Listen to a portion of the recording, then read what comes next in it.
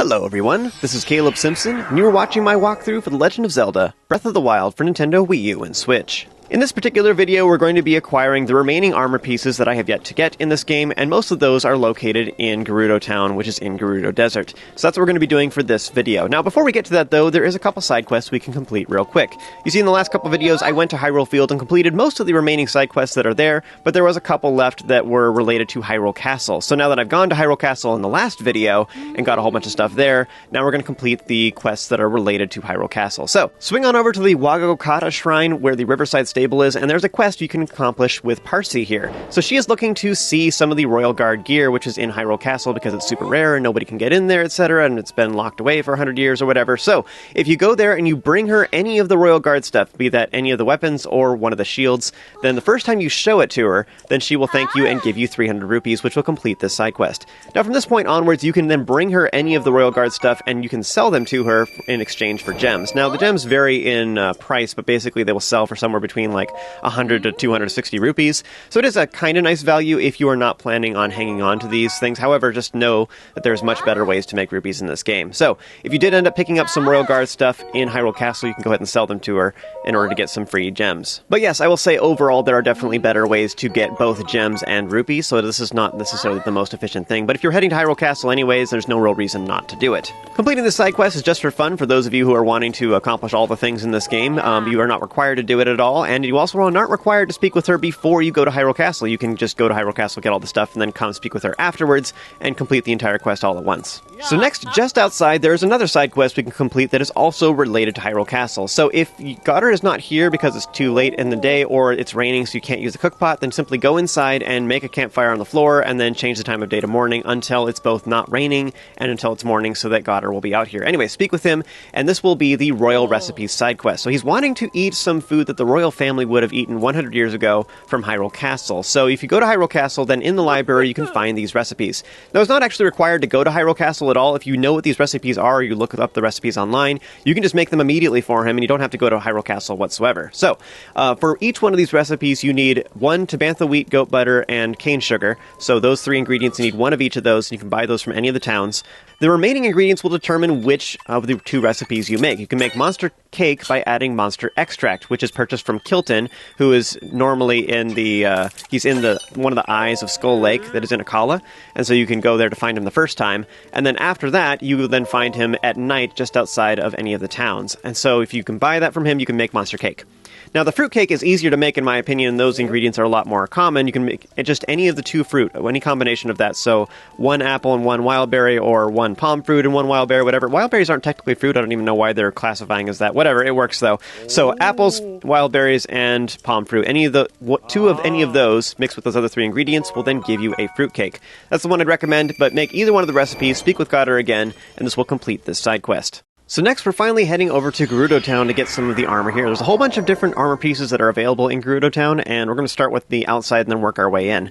So our goal is to meet up with Bozai, who is a dude who is running circles around Gerudo Town, and so he is running clockwise around the town. So if you run either counterclockwise, you can meet up with him. Otherwise, another thing you can do that I think is a little bit easier is you can simply use a campfire to make it morning. Now, at morning, he starts out at the front entrance, which is to the northeast. So he starts out at that entrance at the beginning of every morning, and he starts running clockwise. So as long as you make your campfire somewhere around there, you can meet up with him right away, and I think that's a little bit faster than running the opposite direction. Now, in order to complete this quest, it is required that you have completed the Forbidden City entry quest, which gains you access to the Gerudo outfit, which is the Surwall top and veil. So while wearing all 3 of those, you can speak with him. Otherwise, you're wearing any other combination of armor pieces, then he will ignore you and thinks that you're a dude. Now, if you're wearing all 3 of the Gerudo pieces, on the other hand, he thinks you're one of the Gerudo ladies, and he tries to flirt with you. The entire reason that Bozai is here is because he's trying to go on a date with one of the Gerudo women here, and he thinks his best bet is to impress them because they won't let him into the city. So instead, he's jogging around this town in order to impress the women inside to hopefully get one of them to talk with him and eventually go on a date with him. It all seems kind of silly to me, but maybe he's just trying to show off his thick, thick calves. Oh, yeah. But then again, you know, the Gerudos are all super ripped and everything anyways. Like, all these girls have, like, six-packs and everything, you know? And they're all super muscular, so maybe that's exactly the kind of thing that they appreciate. So chances are he's on the right track, right? Because he's running. Now, this quest leads to getting these sand boots and these snow boots. Now, both of which will allow you to walk through those particular environments really easily, because normally both of those will slow you down a little bit, so you're moving at, like, 70% of the normal speed, or whatever it is. So, while wearing those boots instead, though, you can run at normal speed, which makes it pretty handy, especially for running away from enemies. Between the two of them, I feel like the snow boots is a little more useful, and you can get it very easily because you acquire them as soon as you speak with them the first time. So even if you're not super interested in this quest in general, you don't want to waste your time with it, if you just speak with them the first time, you'll instantly get the snow boots right away, which is kind of nice. Just free armor that doesn't require a lot of effort. So if you don't want to mess with the rest of us, you don't have to. But I would recommend you at least talk with him the first time, because you can get those and it makes it kind of nice. Now, because his entire goal is to try and speak with us more and try and flirt with us a bunch, he comes up with this plan on the spot right now that he's going to sick us on a quest to go take pictures of the 8th Heroine as well as the Forgotton Sword, which are both landmarks that are in the Gerudo Highlands. So first he wants a picture of the 8th Heroine, which is a giant statue, and then he's going to send us on a second quest right after this to take a picture of the sword. Now, just so you know, you can go and take pictures of them early. However, he will not accept them unless you take those pictures after speaking with him the first time, which is a weird thing. So I did actually have a giant recording of me taking multiple pictures at different distances of those two landmarks before I ever actually came to him, but I cropped those out of the video because it was a big waste of time and didn't actually accomplish anything. So I did go there and get some chests out in Gerudo Highlands and stuff before this, but it was apparently a waste of time. Anyways, my next goal is to go there again, and I'm going to go take pictures of them a second time. I'm just cutting out my first recording of me doing that. But anyways, so now we're going to head over to Gerudo Highlands. The best way to do that is to go to the Katakar Shrine, which is up in the middle of Gerudo Highlands. Now, as an alternative to this shrine, if you have access to the Kemikosasa Shrine in particular, that would be a really good one that is over on the far west side of Gerudo Highlands. I don't currently have it unlocked in this particular playthrough at this point in the recording, so that's why I didn't do that. But Katakar is already pretty close. Now, other than that, just make sure you have enough chill resistance. A flame weapon is the best way to do this, in my opinion, because it does two things. It will increase your temperature, which reduces the amount of chill resistance you need, and it also will kill most of the enemies up here in one hit, which is super nice. You can get Icy Lizalfo's Tails very easily, which we're going to be using to upgrade the bow set here soon.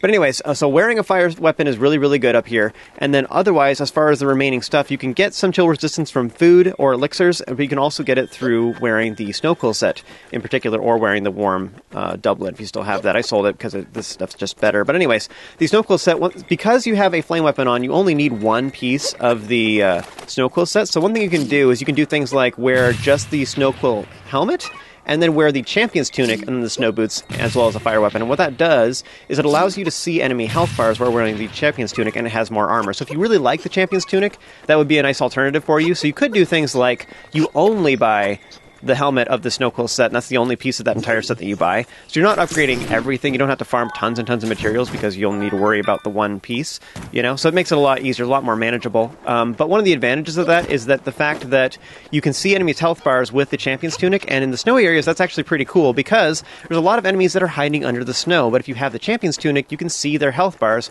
before they pop out of the snow and ambush you. So you can see them even at a distance, and you know exactly where their traps are. So that makes it kind of nice for running around here. So not only can you run really fast, and you have all the chill resistance you need, and you can one-shot everybody, you already know where all the traps are located before you even get there. Now, otherwise, for the enemies up here, you can also get the Unfreezable buff, which makes you completely immune to all frost damage, and you can get that through wearing the Xant's helmet, which is DLC only, otherwise by upgrading the Snow Quill set and wearing all 3 pieces, and when you have it upgraded to 2 stars or higher. So, that's the other advantage of the Snow Quill set. It's actually pretty easy and inexpensive to get it to that point, so I do think that's worth it in general, because it just makes frost enemies, which are a little terrifying. I don't think they're quite as scary as shock enemies, but frost enemies can be kind of scary as well. But anyways, this makes them really, really easy. The Snow Quill set, I think, is great. It's one of the most economical sets in the game, in my opinion.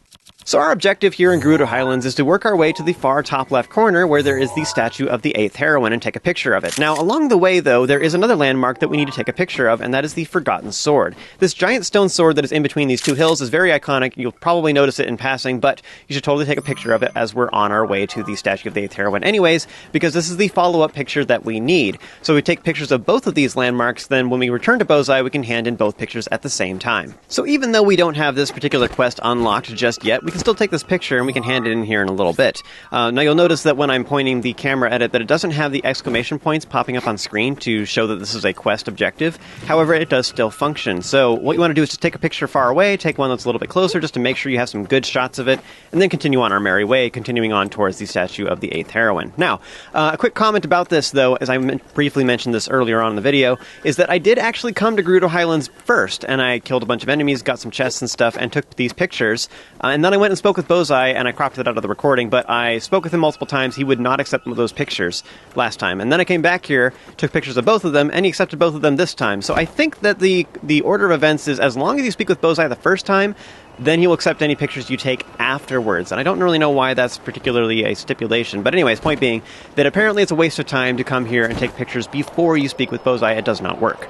So anyways, I'm just disclaiming all that just so that you guys don't waste your time like I did. So the order of events is speak with Bozai, take the pictures, then speak with Bozai again. You complete the entire quest all at the same time. So once you finally get there, you can take multiple pictures if you wish. One of the sentiments I see online sometimes is people expressing that they're not sure whether or not their picture will be accepted or not. Just so you know, if you currently have the appropriate quest and it shows the little chat bubble and the little exclamation point, as long as it has that in the picture frame, I think that means that it's guaranteed that that particular picture, you know what I mean? If you're aiming at it and it shows a little icon, that means it's guaranteed to work properly. So that's how you know. But anyways, I do like to take multiple pictures just to be on the safe side, and I think any one of those pictures can be handed in if you have multiple of them too as well. So one thing that I'd highly recommend you do that I did not do in this recording is at this point you should go inside one of those air geysers and then take you back up the hill and then go run south until you unlock the Kemikasasa Shrine, which is just to the west of like on the far west side of Gerudo Highlands, and that would just give you a warp point. You don't necessarily have to do that shrine right now, but just so you have it, it's just much more convenient as long as we're all the way over here. Like, it's kind of a shame to run this far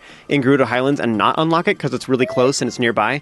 So I kind of regret that I didn't do that now looking back at this recording. Part of the reason I didn't do it is I was trying to do just like the bare minimum, like I'm just getting the armors, that's all I'm doing. This is a very bullet point guide is what I was trying to do. I was just trying to do those things as a priority, but I kind of regret it now, and I wish I had done that because it would have been more efficient to just go ahead and at least get the shrine right now, you know? Just another one of those little things that'll save you time. So next we're heading over to Gerudo Town to meet up with Bozai once again. Remember that this bro is running clockwise around Gerudo Town, so you can either run counterclockwise around Gerudo Town to intercept him, otherwise just know that he will start off near the shrine entrance at the beginning of every day. So you can just change the time of day to morning, and then he'll be right there, and you can just meet up with him right away. As a quick reminder, whenever you speak with Bozai, you do need to be wearing the Gerudo set, so wear the Surwall top and veil before you talk with him, otherwise it will not progress this quest. So once you arrive, you'll have this humorous exchange in which Link will show him the picture of the 8th heroine statue, and Bozai is shocked because he didn't think it actually existed at all. He was just trying to get us to wander aimlessly in the hopes that we would speak with him some more so that he could flirt with us more.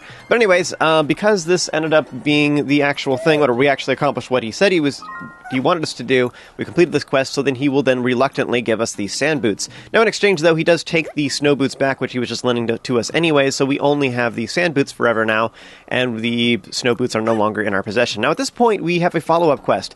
Bozai will then hide underneath the shade of the tent nearby that is just near the northeast entrance, just south of the shrine here that's near Gerudo Town. So if you want to speak with Bozai again, all you have to do is talk with him there. Now he'll be there from now on, and if you speak with him, then he will have a follow-up quest called the Forgotton Sword. This requires you to go back to Gerudo Highlands and take a picture of a giant stone sword, but if you've been following along with me, we took both of those pictures at the same time, so we have both of them. So speak with him, he'll give us the new quest called the Forgotton Sword, and you can hand in this quest right away. The reward for completing the second quest is to reacquire these snow boots, and we now have them from now on. So we have the sand boots and the snow boots is what we got for completing both of these quests, so now we can run really quickly on both of those surfaces, which is awesome. Now as a quick reminder, you do only need 2 chill or heat resistance to survive in those environments, so you don't actually need to have the full set of the Snow Quill or Voe set. However, having the full set upgraded to Tier 2 will also provide you with a 3-set bonus, which is really good as well. I think the Snow Quill set in particular, getting the unfreezable buff is in particular very powerful. However, running on snow is very handy because there's more snowy areas in the game than there is sand anyway, so I think it's overall more useful compared to the sand boots, but both are cool. Anyways, that's how you do it. For our next objective, we're heading over to the secret shop, which is on the east side of Gerudo Town. Down an alleyway, there is a door that you can interact with, and Greta inside will ask you to give her the password in order to enter the club. Now, if you already know the password, you can actually just enter right now. You don't actually have to complete this next side quest to gain access to it. Just give her the password and you're good to go. Now, once you interact with her once, I think you can only interact with the door once per day, so then after that she won't talk to you, so you need to use a campfire to reset it so that you can attempt to put in the password again. So if you fail, that's all you have to do. But otherwise, though, too, what the game is intending you to do is to do this side quest to figure out what the password is. Now, I'm going to be showing how to do this, although, again, as I said, this is not required. This is just a pure knowledge thing, so if you already know what the password is, you do not have to complete this side quest. But for the sake of the walkthrough, I'll be showing you how to complete this puzzle for those of you who are curious on how to do it. So in order to complete this side quest, all you have to do is go to the far west side of Gerudo Town and enter the Noble Canteen, the tavern here, where there are 3 Gerudo ladies that are talking about the Secret Club. And they say that the password is, and then they will interrupt themselves because they realize that you are listening in on their private conversation, and they will ask you to leave. Now, in order to get them to spill the goods and tell us what the password is, we need to be able to listen to their conversation discreetly without them noticing. You'll notice that behind the heads of some of the ladies that are leaning up against the one wall, there's actually a grating in the wall, I suppose for ventilation. I'm not really sure what the purpose is of this. That sounds noisy to me. But anyways, we can go stand on that side and be just underneath that window in order to overhear their conversation. So just simply stand below it and then press the A button to listen in to hear what the password is. Now, as a quick reminder, if you fail to give the correct password at any point, then what will happen is that Greta will that'll give you the quest, but it also means that Greta will leave the secret shop behind the Fashion Passion and will then go to the bar to drink milk, is what she claims anyways. I don't actually see her in there. Maybe she's there at night or something, but regardless, she's probably drinking Chateau Romani, right? That's what they all do. Anyways, in order to successfully use the door once again, you're going to have to change the time of day, and it says this in your quest log and everything too. But use a campfire to change it to morning, and this will allow you to use the door once again. Go interact with it, and then give Greta the correct password, which is going to be GSC Diamond. Inside, you will discover the deep, dark secret of the Gerudo Underground. Men's clothing. That's right! The Fashion Passion has a boutique out front and a party in the back. There's something mildly amusing about female tailors falling into temptation by selling the worst of Gerudo taboos, masculine merchandise. Oh, yeah. Anyway, Greta will inform you that there has been quite the demand for men's clothing here, and so they've been selling a whole bunch. In fact, because of that very reason, she's actually recognizes the fact that you are a dude right away, but she's willing to keep your secret if you're willing to keep hers. The Gerudo Secret Club, the password GSC, is short for Gerudo Secret Club, which makes sense, makes it easy to remember. But I'd also, just as a quick comment, I think that it's a little strange that this place is a secret at all. I don't understand how the guards haven't discovered it and shut it down. Because everybody in town's talking about it. Like those chicks that were talking in the Noble Canteen, like, yeah, they made you go away, but they're still talking publicly, talking about where it's located and what the password is. Like, I don't know, man. Like, how does this shop not get discovered? I sort of wonder if the guards actually do know it exists, and they're just turning a blind eye to it, because maybe they actually want it to exist as well, and they're just not informing their superiors, or everybody's in on it anyway.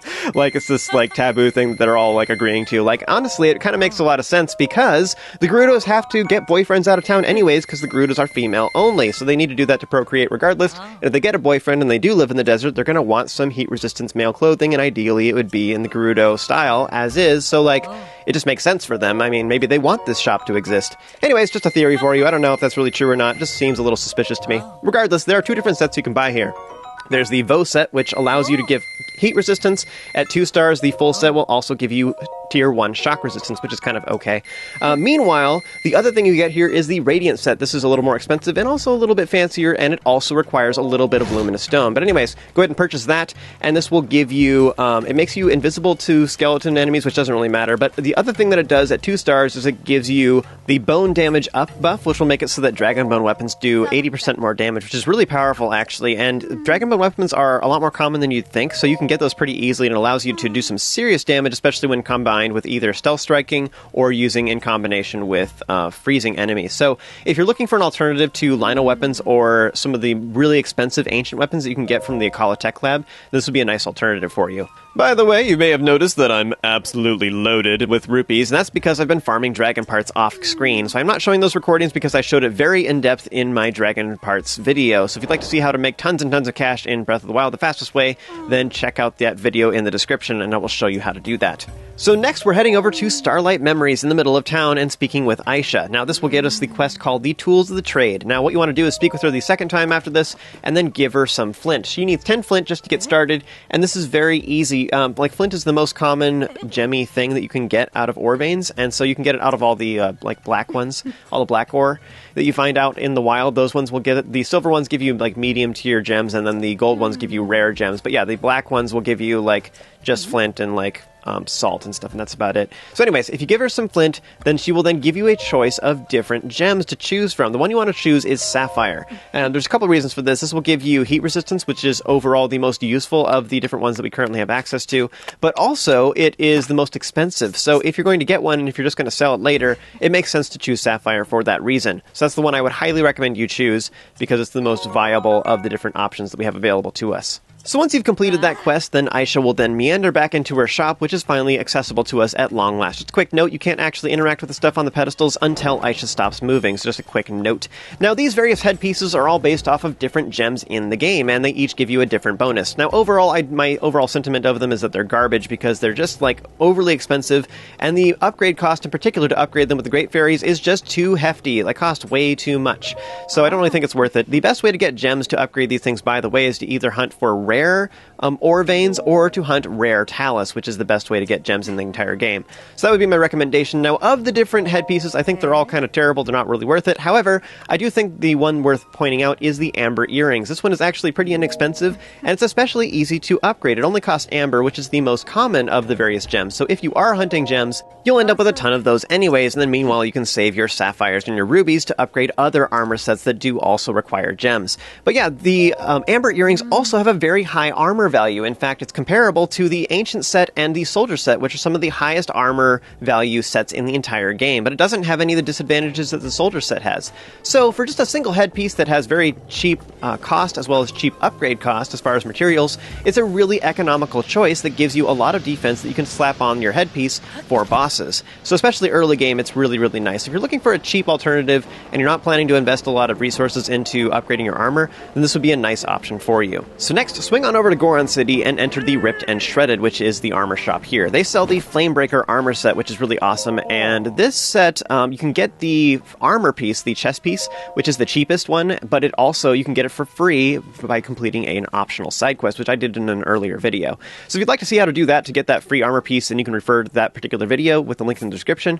Otherwise, if you have enough rupees, I think it makes more sense actually if at this point in the walkthrough, if you still don't have it, if you already have access to Goron City, then just buy it here. So if you warp here and you use like a fireproof lizard elixir, then you can just simply enter the shop and buy it real quick for rupees, as long as you have enough rupees. By the way, as far as rupees are concerned, if you need more, because this is fairly expensive, I have been farming dragon parts off screen. I haven't been showing that, but I did talk about it very in depth earlier in the walkthrough for the best method to get rupees in Breath of the Wild. So if you'd like to see how to get a bunch of really good rupees, then refer to that link in the description that will show you how to do that. So next you'll see on screen that I'm selling some of my DLC items. Like, part of the reason for this is because I can accomplish the same thing with some of the armors I've been upgrading, such as Xant's helmet gives me the unfreezable buff, making me completely immune to all frost damage. I can accomplish the same thing with the Snow Quill set at tier 2, so as long as I'm wearing the whole set anyway. So, and it gives me much greater armor value, so I just feel a lot safer. So if you are going to be upgrading the Snow Quill set, there's no reason to hang on to the Xant's helmet at all. So it just kind of depends. I've done it both ways. I've played through the game and gotten like all the things and upgraded everything, and so I've done that,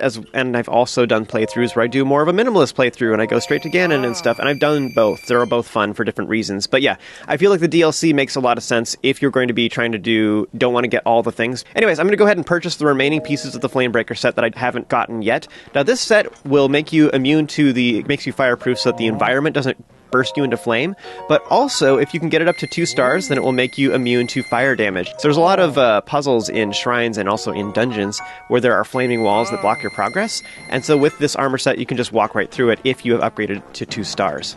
Alright, so at this point, if you've been following along with me, you should have unlocked all of the DLC armor and almost all of the base armors in the game, except for a few circlets that I did not acquire. But otherwise, I have everything else. So I'm finally going to start upgrading all that stuff. Something I did at this point, too, is I did farm some more dragon parts, which I then sold for rupees, so that I would have 10,000 rupees in order to unlock the final Great Fairy, so that I can upgrade all my armor to tier 4. I have the map on screen showing all the locations of the Great Fairies so that you know where they are, so that you can figure out which one you are missing currently. Anyways, as far as upgrading stuff to Tier 4 and unlocking that Great Fairy. I think it's pretty optional and kind of extra. You don't really need to do that. Honestly, Tier 3 in the regular base game is already enough armor that you can block most damage and reduce it all down to a quarter heart anyway, or ish, or pretty close, so I'm not really too worried about it. Getting up to Tier 4 is pretty excessive.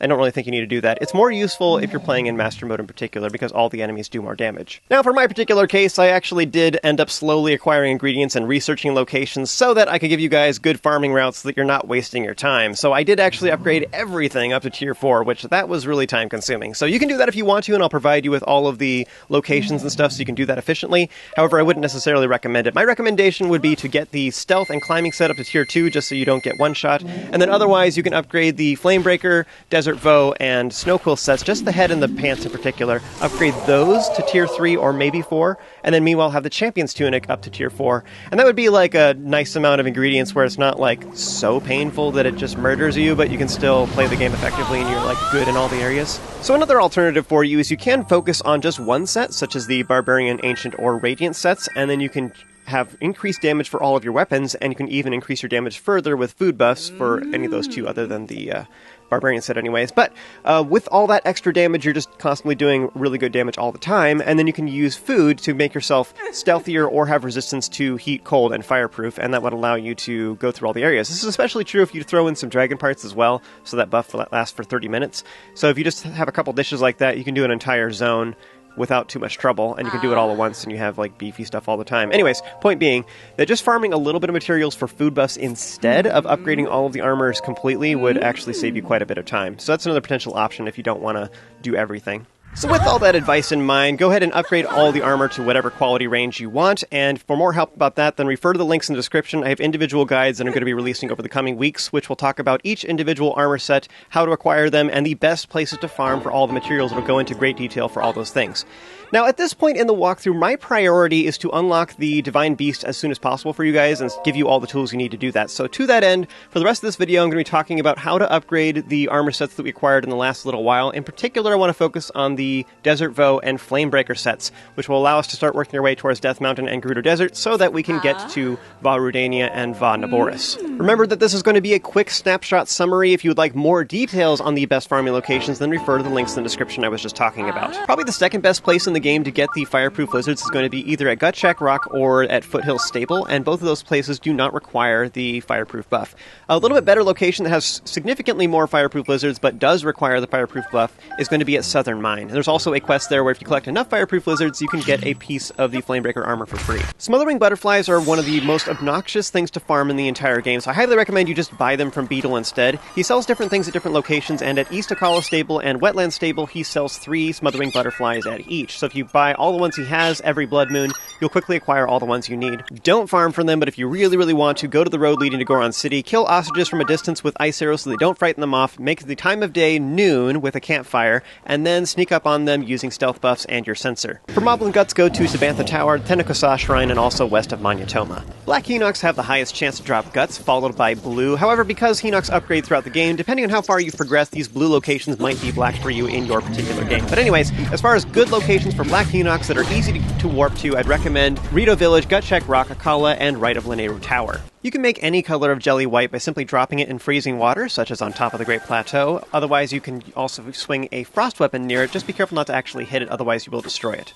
I keep changing my mind on the best location for jelly in general, but I'm thinking just south of Rito Village, just east of Namaka Oz, and also for the largest quantity, I think the best place in the game is actually Wasteland Tower. You want to get some shock resistance, head north, and then you want to just smack the chews with whatever you want. They blow up, they stun the moblins, you can ignore them, grab the jelly, continue on to the west. In this whole area, there's tons of yellow chews, and they'll drop something like a 40 total yellow chew jelly, which is a ton. Ice keys are pretty rare. The best places near warp points, in my opinion, are near Namaka Oz and also near Goma Asag. Otherwise, to get large quantities of them, I'd recommend you go to Katakar there on Gerudo Highlands, and then go to the right, get all those ones, and then work your way to the southwest. Icy Breath Lizalfos can be killed instantly with a fire weapon. I recommend a Flame Spear if you have one. The best place to farm them by far is going to be southwest of Katakar. There is one in the ice field there, then there's a ravine where there's 3 of them guarding a wooden chest. Now, these will reappear every blood moon. Unfortunately, the nearby cliff is very steep and hard to climb, so instead, if you're going to get more than that, what I'd recommend recommend you do is go over to the right, get this enemy encampment, get all the ice keys there as well, then go southwest, get all the ice keys and icy breathless outposts there, and then you can drop down to the ravine and get all those. As far as a remaining location, I'd recommend it'd probably be like south of Kemikosasa, and there's a couple there as well. The most efficient way to get high-quality gems in Breath of the Wild is to kill rare Talus every Blood Moon. The 3 easiest ones to defeat that are right next to warp points are going to be on the left side of the map. Luminous stone near warp points include Manyatoma, Tvantha Tower, and Wasteland Tower. Otherwise, if you don't mind traveling a little bit, you can go south of Satori Mountain, or you can go to the Motherlode over at Shirkozu Lake. Kind of a pain to get to, though. It's on the cliff on the east side, so you can either go to the Spring of Courage and work your way up, or you can go to the top of Dueling Peaks and then work your way south. Again, the best place to get Moblin Guts is going to be Tvantha Tower, Tennokosa Shrine, and also west of Manyatoma. Because there's only 4 Molduga, you'll have to do this over the course of a couple Blood Moons, but I'd recommend you place the pins on your map for their 4 locations so you can go back to them really easily. We need Lionel Guts to upgrade the Barbarian set and the Radiant set, as well as a couple other Amiibo outfits if you are summoning those with Amiibo, but anyway, we will get Guts and Hooves and Horns at the same time if you hunt white tiered Lionels or higher. So you want to hunt white, silver, and gold Lionels are the ones we're after. Don't even bother with blue and red, they're not worth your time. Now, as far as the silver and gold Lionels go, you can hunt them if you want to, however they have significantly more health. The only reason to kill them is so that you just for the cool points, but also so you can get weapons that have affixes on them, like say plus 14 damage or whatever. They get those special enchantments, so to speak, that are higher quality, higher rarity. But meanwhile, White Maned Lionels don't have as good weapons. But anyways, as far as gut drop rate, it's actually about the same between White Maned and higher, and they take significantly less time because they don't have anywhere near as much health and you don't need as much weapon durability to take them out. So, as far as efficiency, if you're looking for Guts, White Maned is the way to go, would be my recommendation if that's what your goal is. So, as far as the locations to go to kill White Maned Lionels, that will depend on how far you've progressed in your game, because the Lionels will steadily upgrade over the course of the game, depending on how much of the game you've completed. Also, if you're playing in Master Mode, everything will be 1 tier higher. So, in order to get White Maned Lionels, you can go to the white locations I have marked, but it might be the blue locations or even the red locations, depending on your particular game. For tactics on how to fight Lionels, as well as where to farm all the dragon parts, refer to the links that are in the description. Alright, so at this point you have all the tools you need to start working on upgrading all that stuff. Again, I only really recommend going to those like efficient farming spots, and then you just wait for another Blood Moon, or even 2 of them so that all the stuff replenishes for plants anyways, and then go back to those same efficient locations, because it's just not worth your time to like scrounge all over the map of Hyrule. It's just not worth it. You can just keep going back to the same locations and get the efficient spots, and you'll save a ton of time doing it that way. So just steadily accumulate the things you need for anything that you want to upgrade, and then you can go ahead and sell any DLC armor that you don't want anymore. In this particular video, this is a clip that I recorded somewhere in the middle of all that, where I started getting rid of some of my old DLC stuff and getting rid of like the Diamond Circlet. I do find this a little bit cringy because the Phantom Ganon set is honestly, in my opinion, one of the best armor sets in the entire game. It's DLC only. What it does is it gives you tier 3 stealth and the bone damage up buff when you have all 3 equipped. So it does the exact same thing as the stealth set and the Radiant set combined, which is super cool. Again, like I was saying before, the stealth set, I kind of only really recommend you get it up to like 2-star or 3-star, just so you don't get one shot. Is kind of really all you need. And otherwise you use something else with higher armor value when you're in combat anyway. So the Phantom Ganon set allows you to sneak up on enemies and you can one-shot them with bone weapons, or you can just use it for stealth in general, and it's already equivalent to a 2-star armor set. Anyway, it allows you to do cool things like you're hunting Lionels with like a high armor set, you stun the Lionel, run over, and then you equip the Phantom Ganon set real quick, and then equip a bone weapon and eat a food buff for damage, and it all stacks on top of each other, and you just wail on them really hard. And the Phantom Ganon set is like good enough for that. As soon as the Lionel's unstunned, you swap back to something else. Kind of tedious to keep going back and forth, but you can, and it's really powerful. So anyway, do whatever you want. As far as remaining armor sets, the only ones left I need to cover is the Ancient set, which is kind of expensive and requires a bunch of Guardian parts. I'll show that in a later video. It's kind of its own like farming thing all by itself. So I'll show that later. And then the last thing to get to is the Wild set, which is something you get kind of towards the end of the game, and so I'll be showing that later on as well. I don't know about you guys, but I think it's finally time to start working our way towards a Divine Beast. Gasp! You never thought you'd hear that from me, right? Like 37 videos in. Don't worry, there was light at the end of the tunnel, guys, I swear. So we're finally going to start doing that in the next video. So as always, thank you guys so much for watching. You have an amazing day, and I'll see you next time.